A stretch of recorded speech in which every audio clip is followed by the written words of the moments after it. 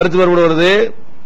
ரசூலுல்லாஹ் வந்து இதான் நம்பர், இதான் 7, இந்த இடத்துல 6வது வசனம், இதுதான் 3வது வசனம் சொல்லி விட்டார்களே. ஆனால் அப்புறம் ஏன் கருத்து வேறுபாடு வருது? அப்ப கருத்து வேறுபாடு வந்த போது அவ்வளவு ஆராய்ச்சி பண்ணி நம்பரை போட்டாங்க. ஆராய்ச்சி பண்ணி நம்பர் போட்டாங்க நீங்களே சொல்றீங்கல்ல, அதான் தப்புங்கிறோம். அது உங்க வேலையா? உங்களை யார் அப்படி போட சொன்னா? அப்ப நம்ம என்ன கேட்கிறோம் என்பது விளங்காம அவர் தப்பும் தவறுமான செய்திகளை வந்து அந்த ஆடியோ சீடியில் தெரிவித்திருக்கிறார் என்பதை இங்க பதிவு செய்கிறோம். நம்முடைய தமிழாக்கத்தில் பிழை இருக்குது, தப்பு இருக்குது, அர்த்தத்தில் தப்பு இருக்குது அப்படின்னு சொல்லி ஒரு கருத்தை சொல்கிறார். சூரத்து வாக்கியான 3வது வசனம், அந்த 3வது வசனத்துல ஆயத்தில் ஹாஃபிதத்துல் ராஃபியா, இதா வகாஅத்துல் வாக்கியா லைஸ லிவகாஅத்திஹா காதிபா ஹாஃபிதத்துல் ராஃபியா. ஹாஃபிதத்துல் ராஃபியா என்பதற்கு ஈஸி அவர்கள் எழுதியிருக்கிற கருத்து என்ன? முன்கூட்டியே தாமதப்படுத்துவதும் முன்கூட்டியே நடக்க செய்வதும் எதுவும் இல்லை. தாமதப்படுத்துவதும் முன்கூட்டியே நடக்க செய்வதும் எதுவும் இல்லை. அல்லாஹ் அலமது இப்படித்தான் மொழியில் இருந்து இந்த கருத்து எடுத்தாரோ அரபு மொழி தெரிஞ்சு யாருக்கும் இப்படி இருக்க மாட்டாங்க. உயர்த்தினாங்க. மறுமை நாள் நிகழும் போது சிலர் உயர்த்தப்படுவார்கள், சிலர் தாழ்த்து போவார்கள். இந்த பெரிய அரசர்களாகவும் பெரிய பெரிய மாடமாளிகளில் உட்கார்ந்தவர்கள் அங்க திட்டக்காரனாக மாறுவார்கள். இந்த அற்பர்களாக இருந்தவர்கள் அங்க சொர்க்கத்தில் பெரிய இடத்தில் இருப்பார்கள். நான் இந்த அற்பர்கள் நினைத்தவர்கள் அங்கு உயர்ந்த சொர்க்கம் நினைத்தருவார்கள். இங்கு மன்னர்களாக தாழ்ந்த நிலைக்கு இப்படி மர்மனா சிலரை உயர்த்தும், சிலரை தாழ்த்தும். இதுதான் வித்தியாசம். மொழியை போதும் வேற இதில் கட்டியிருந்தவர்கள் ஒன்று தேவை ஒரு எழுத்தொருந்தாலும் இந்த ஒருவர் சொல்லலாம். ஆனாலும் எனக்கு தெரியல எங்கேயும் இருந்து எடுத்தாரோ நானும் இருந்த மட்டும் பேட்டிக்கிற தப்சீரெல்லாம் தேடி இப்படி தப்சீரை பார்த்து பிறகு சேவத்துக்கு கூட வசீலா குரான வாசிச்சு திரும்ப மகாசினி தாவியில வாசிச்சு இமாம் தபரியில தப்சீர் தபரியை பார்த்தேன். இந்த கருத்து அல்லாஹ்வால எங்கிருந்து எடுத்தாங்க. மொழிக்கும் பொருத்தம் இல்ல, சஹாபாக்களும் யாரும் சொல்லி இல்ல, இமாம்களும் யாரும் சொல்லு எங்கிருந்து எடுத்தேன்னு சொல்றது அல்லாஹ்வா. அதுக்கு சில எவிடன்ஸ் எடுத்து காட்டுறாரு. இந்த இடத்துல அவரை பத்தி ஒண்ணு பதிவு பண்ணணுங்க. அதாவது இவர் குர்ஆனுடைய நம்முடைய தமிழாக்கத்தில் தவறு இருக்குது என்பதை ஒரு பொது மேடையில யாரும் கேள்வி கேட்க மாட்டார்கள் ஒரு இடத்துல இந்த ஆடியோ சீடியில சொல்றாரு. இதுக்கு பிறகுதான் குவைத்து சகோதரர்களை சந்திக்கிறார்.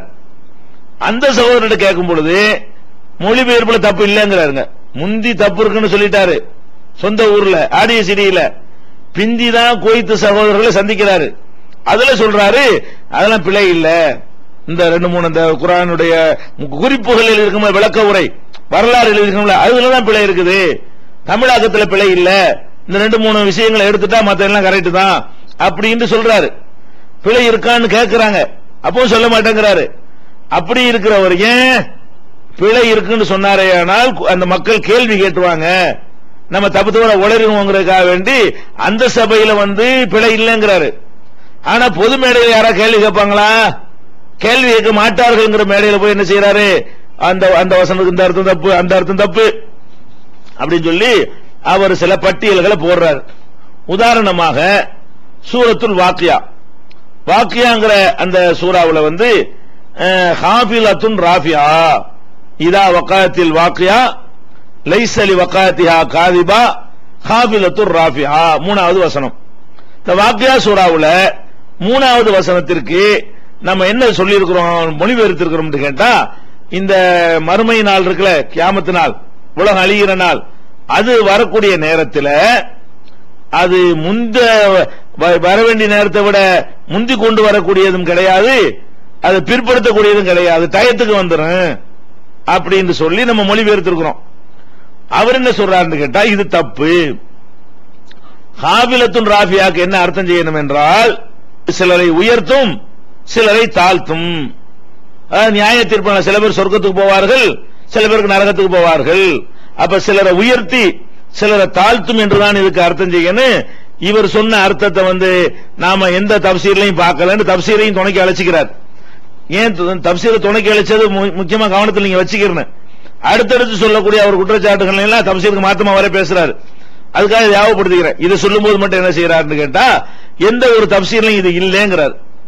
இப்ப நாம செஞ்ச பொருளை ஏன் செஞ்சோம், மற்றவங்க செஞ்ச பொருள் ஏன் தவறு என்றால் அந்த சூரத்துல் வாக்கியாவுல வாக்கியா என்றது நியாய தீர்ப்பு நாளை குறிக்குமா, நியாய தீர்ப்புக்கு முன்னாடி உலகத்தை அழிக்குமான அதை குறிக்குமா? அழிக்கிறது தான் அல்லாஹ் சொல்றான். அதாவது கியாமத்து நாள் ரெண்டு வகை இருக்கு. ஒன்னு உலகம் அழிகிற நாள், அழிஞ்சு 40 நாளைக்கு பிறகு 40 வருஷத்துக்கு பிறகு 40 ரசூலுல்லாஹ் சொல்றாங்க. எவ்வளவு என்னங்கிறது தெரியல.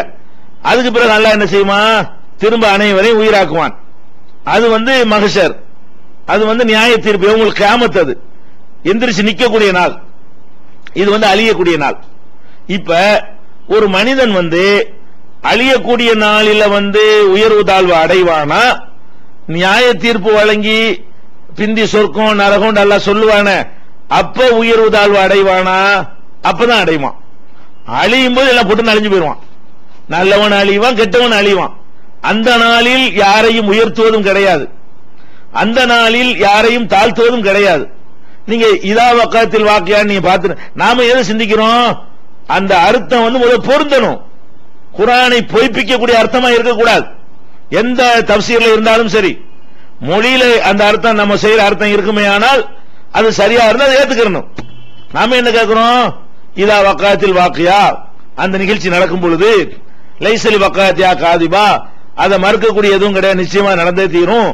காபிலத்துன் ராஃபியா, அப்புறம் என்ன சொல்றான் அல்லாஹ், இதா புசத்தில் அர்து பஸ்ஸா, அப்படி இந்த பூமி எல்லாம் தூள்தூளாக்கப்படுறது, மலையெல்லாம் இடிக்கப்படுறது, அதெல்லாம் பின்னாடி வருகிறது. ஹபா மன்சூரா, பரத்தப்பட்ட புழுதியாக எல்லாம் மாறிவிடும். அப்ப அல்லாஹ் எதை சொல்லிட்டு வர்றான், உலகத்தை அழிப்பதை பற்றி பேசுகிறான். இப்ப அழிக்கிற நாள்ல அது சிலரை உயர்த்தும், அது சிலரை தாழ்த்தும் என்றால் இது பொய் தானே. இந்த அர்த்தம் நீங்க செஞ்சீங்கன்னா எதை செய்யணுங்கிறார் அவர். அந்த நாள்ல என்ன செய்யுமா, உலகம் அழிகிற நாள்ல அது சிலரை உயர்த்தும், சிலரை தாழ்த்தும். கண்டிப்பா அன்னைக்கு யாரையும் உயர்த்தாது, அன்னைக்கு யாரும் தாழவும் மாட்டாங்க. உயர்த்துவது தாழ்த்துவதெல்லாம் எப்ப, இந்த வாக்கியா நடந்து முடிந்த பிறகு கியாமத்து பின்னாடி வரும், இறந்தவர்கள் எழுப்பப்படுவார்கள். அப்பதான் அல்லாஹ் ஜட்ஜ்மெண்ட் பண்ணி இவன் வசத்துவான், இவன் வசந்தவன், இவன் தாழ்ந்தவன் அல்லாஹ் ஜட்ஜ்மெண்ட் பண்ணுவான். அதனால காபிலத்துர் ராபியா என்பதற்கு இவர் சொல்ற அர்த்தம் அகராதியில் இருக்கிறது. அகராதியின் அடிப்படையில் சில தப்சீர்கள்ல, பல தப்சீர்கள்ல எழுதியும் இருக்கிறது. ஆனால் அந்த அர்த்தத்தை நீங்கள் கொடுத்தால் அது குர்ஆன் சொல்லக்கூடிய மொத்த தீமையும் மொத்த குர்ஆனுடைய கருத்துக்கு மாற்றமா அமையுது. ஜட்ஜ்மெண்ட் நாள்ல தான் நல்லவன் கெட்டவனுக்கு உயர்வு தாழ்வு கிடைக்குமே தவிர உலகம் அழிகிற நாள்ல கிடைக்காது. அழிகிற நாள்ல கிடைக்கும்ங்கிற ஒரு புது கருத்து அதிலிருந்து கிடைக்கிறது. இதை மற்றவர்கள் கவனிக்க தவறிவிட்டார்கள் என்று நான் நினைக்கிறேன். நினைத்து விட்டு நான் சிந்திக்கிறேன், இது காபிலத்துன் ராபியாங்கிறதுக்கு இது மட்டும்தான் அர்த்தம் இருக்குதா? இல்ல. கபலனா தாழ்த்துறது, தள்ளி போடுறது, ரபானா உயர்த்துவது, முந்துறது. அப்ப அந்த அர்த்தம் அந்த சொல்லுக்கு இருக்கிறது. அப்ப நம்ம என்ன பார்க்கிறோம், இந்த நிகழ்ச்சியை பத்தி அல்லாஹ் சொல்றான், அது குறிப்பிட்ட நேரத்தில் நடந்தே தீரும், அது முந்தவும் செய்யாது பிந்தவும் செய்யாது அப்படிங்கிற கருத்து அந்த சொல்லுக்கு இருக்கிறதுனால அந்த அர்த்தத்தை கொடுத்தால் குர்ஆனுடைய ஒட்டுமொத்த போதனைக்கு அது மாற்றமாக வராது. இந்த அர்த்தத்தை கொடுத்தா உலகத்தை அழிக்கும் போதே நல்லவன் கெட்டவனுக்கு வித்தியாசம் இருக்குதுங்கிறது வந்துரும். அது குர்ஆன் வேற எந்த இடத்திலையும் சொல்லாத ஒரு கருத்து, ஒட்டுமொத்த குர்ஆனுடைய போதனைக்கு மாற்றமான கருத்தாவும் இருக்கிறது. இப்ப நல்லா கவனிக்கணும், காபிலத்துன் ராபியா என்பதற்கு இரண்டு அர்த்தமும் செய்யலாம். ஒரு அர்த்தம் செய்தால் மற்ற வசனங்களுக்கு முரணாக வருகிறது, ஒரு அர்த்தம் செய்தால் மற்ற வசனத்தோடு ஒட்டி போகிறது, ஒத்து போகிறது. எதை செய்வது சரி? நீங்க சொன்ன அர்த்தம் சரி என்று சொன்னா உலகம் அழியும் போதே சிலர் உயர்வாங்களா? அழிக்கும் போதே அல்லாஹ் ஜட்ஜ்மெண்ட் பண்ணிடுவானா? உலகம் அழியும் போதே சிலர் தாழ்ந்து போயிருவாங்களா? அந்த நாள்லயே அந்த வாக்கியாவிலேயே நடந்து போயிருமா? இல்ல. அதுக்கு பிறகுதான் 3 கூட்டம்